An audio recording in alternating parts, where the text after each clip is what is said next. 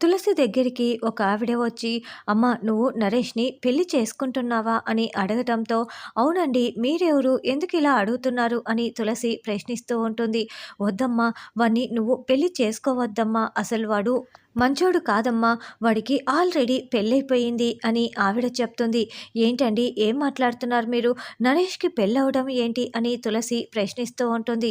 "అవునమ్మా! వాడు నిన్ను మోసం చేస్తున్నాడు. నీ జీవితం నాశనం కాకూడదనే నేను ఇలా చెప్పటానికి వచ్చాను. వాడికి నిజంగానే పెళ్లయిపోయింది.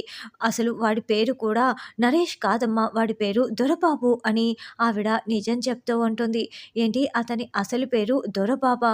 పెళ్లయిపోయిందా? అసలు అతన్ని పెళ్లి చేసుకుంది ఎవరు?" అని తులసి ప్రశ్నిస్తూ ఉంటే, "వాడిని పెళ్లి చేసుకునింది ఎవరో కాదమ్మా నేనే.